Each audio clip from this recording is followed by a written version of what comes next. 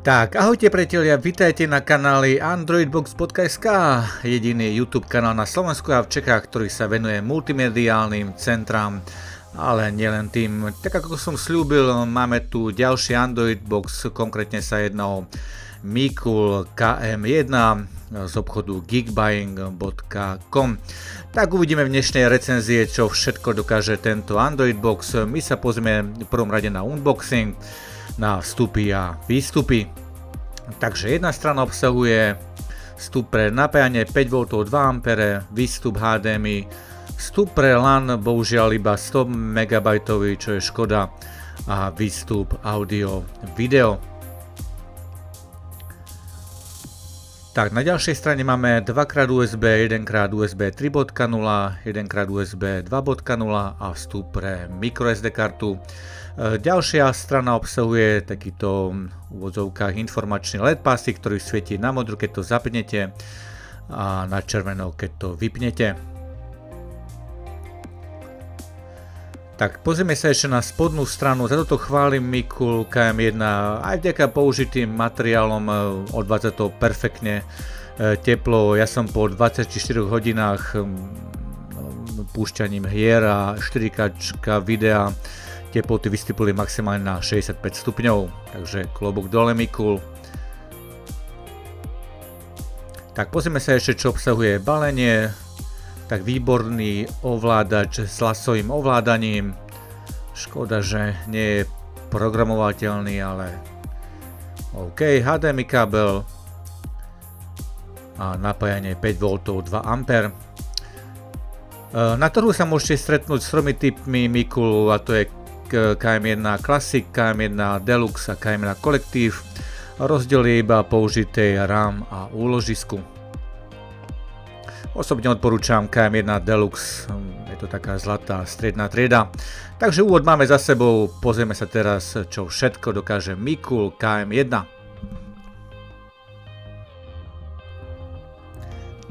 Takže sme teraz v hlavnom menu, máme tu takýto klasický Android TV launcher. Samozrejme, toto nie je originál od Android TV, je to trošku upravená verzia komunitou ATV. Takže my sa teraz pozrieme, pôjdeme do nastavenia a prejdeme si rýchlo nastavenia. Takže máme tu Wi-Fi sieť 2,4 a 5 GHz, paráda, to ma teší. Tak, účty, aplikácie, už tu mám nejaké apky nainštalované. Si tu len tak rýchlo prejdeme. Tak, ideme do predvolieb, informácie. Máme tu verziu 9, chystá sa Android 10, myslím si, že to je niekedy polovičky novembra. Takže máme tu jazyk, slovenčinu, češtinu, angličtinu, bez problémov všetky jazyky. Tak, systémové zvuky. Tak, úložisko 32 GB, z toho reálnych nejakých 25. Tak, nastavenie plochy, tu si môžeme zmeniť poradie aplikácií, poradie hier. To si len prejdem rýchlo. Asistent Google, Chromecast funguje výborne. Výborná funkcia šetrič obrazovky. Môžeme si tu dať buď hodinky alebo nejakú kulisu v ozovkách. Tak, nastavenie plochy, využitia, diagnostika, to si len rýchlo prejdeme. To nás veľmi nezaujíma. Ďalkové ovládania, príslušenstvo, samozrejme môžeme si tu pripojiť gamepad alebo mobilný telefón. Tak, rozlíšenie plochy, ja tu mám Full HD, keďže mám pripojený Full HD monitor. Tak, plochu si môžeme dať aj zvislo. Tak, funkcia CEC výborne funguje, to tiež výstup audio, máme tu výstup podporu 5.1, Dolby Audio, Power Key Definition, môžeme si tu samozrejme Androidbox uspať, alebo vypnúť, alebo reštartovať pri vypnutí. Takže úvod máme za sebou, my sa teraz pozrieme do Google Play obchodu, takže tu máme klasický Google Play obchod. Našiel som tu všetky aplikácie, všetky pomaly IP televízie, žiaľ okrem Skylinku, bohužiaľ Skylink tu nenájdete. Ja som si musel Skylink stiahnuť z môjho z mojej web stránky androidbox.sk, takže ak budete hľadať Skylink, tak bohužiaľ Skylink si musíte stiahnuť. Tak máme tu všetky ponuky IPTV televízie, Smart Magio Go, Horizon TV, HBO Go a tak ďalej a tak ďalej. Takže my sa teraz pozrieme na YouTube, skúsime si 4K, ako nám to prehrá. Ja som teraz momentálne pripojený na 5 GHz Wi-Fi sieť, takže uvidíme, či to zvládne.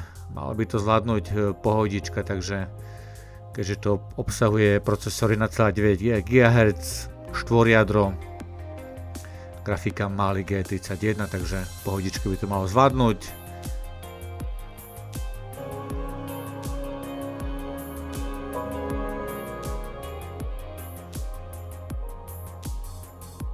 Tak pozrieme sa na kvalitu.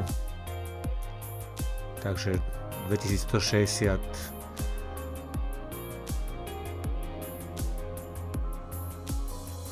Tak vidíme, že to je bez zásekov, bez problémov, 4K, pohoda.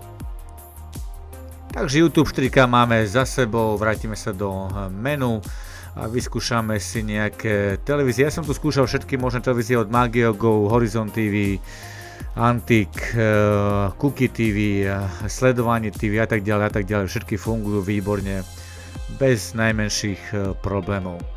Takže my si teraz vyskúšame Skylink.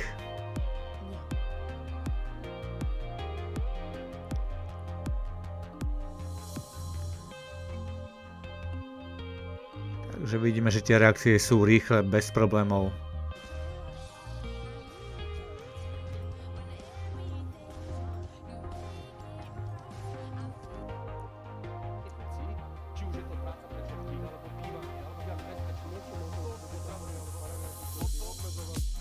Takže Skylink funguje výborne, skúsime si ešte Antik TV.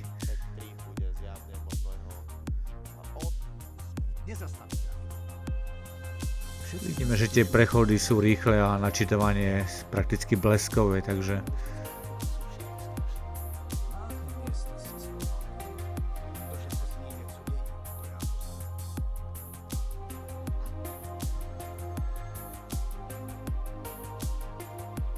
máme nejaké vyskúšané televízie, takže ako sme videli, ide to bez problémov. Skúsime si ešte HBO Go, tak vyskúšame si, malo by to prehľať vo Full HD, takže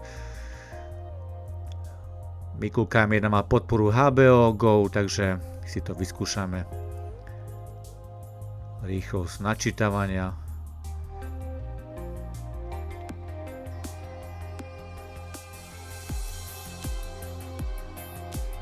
Tak som pošiel nakoniec a idem to dať naspäť na začiatok.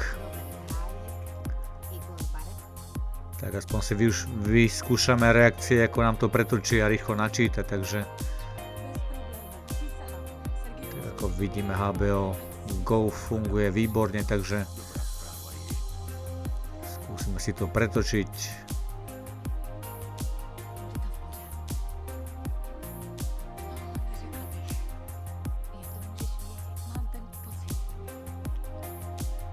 Takže HBO Go máme za sebou, HBO Go, ako som spomínal, funguje vo Full HD, takže bez problémov. Máme tu, samozrejme, môžeme si pridať aplikácie do hornej lišty. Netflix, ja som si tu pridal Netflix, ale bohužiaľ Netflix tu nefunguje. Táto verzia nie je kompatibilná, keďže tomuto prehrávaču chýba certifikát. Bohužiaľ Netflix si prehráte iba v kody. Tak my si vyskúšame Netflix kody, skúsime si pozrieť, aké je rozlíšenie. Toto je asi jediná výtka tohto prehrávača, a to je chýbajúca certifikácia na Netflix. Tak skúsime si Netflix, akom rozlíšení nám to prehrá, takže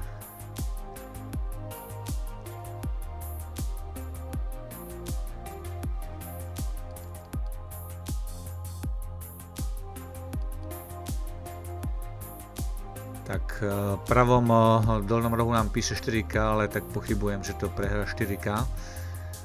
kódy.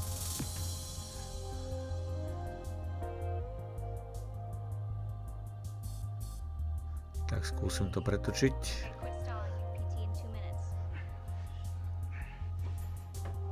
Vidíme, že tie reakcie sú tiež rýchle, aj kódy Netflix, takže vidíme, že maximálne rozlíšenie je 960x540, takže bohužiaľ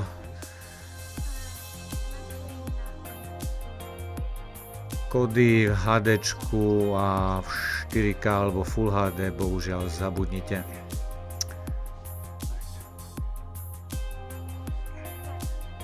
Skúšal som aj na tomto Android boxe Stream Cinema 1.2, funguje výborne, načítavanie tiež by som povedal veľmi rýchle, takže bez problémov. Škoda toho Netflixu, bohužiaľ. Nevadí. Tak vrátime sa naspäť. Takže sme na konci tohto videa. Mikulkam je výborný prehrávač s 2,4 GHz Wi-Fi sieťou, reakcie sú veľmi rýchle, bez problémov. Čo je taká výtka, je bohužiaľ iba 100 MB LAN a bohužiaľ chýbajúca certifikácia na Netflix. Ak chcete výborný Android box na IPTV, na HBO Go, na Stream Cinema, tak toto je ten, by som povedal, pravý Android box, určite vás nesklame. Ako som spomínal, chystá sa certifikácia alebo update na verziu Android 10 niekedy polovičke novembra. Na webe môžete nájsť nejaký firmware na Android 10, ale neodporúčam to inštalovať, pretože je tam kopec chýb, takže ja som to vyskúšal a hneď som to vrátil naspäť. Takže sme na konci tohto videa. Mikulkam 1 je výborný multimediálny box a kúpa sa určite oplatí. Takže máme to za sebou. Na čo sa pozrieme na budúce? Na budúce sa pozrieme, trošku si oddychneme od Android boxu a pozrieme sa na mobilný telefón UmiDigi A7 Pro. Tak sa na to veľmi teším. Ak sa vám páčilo toto video, tak dajte like. Ak sa vám páči tento YouTube kanál na Slovensku alebo Čechách, tak dajte odber.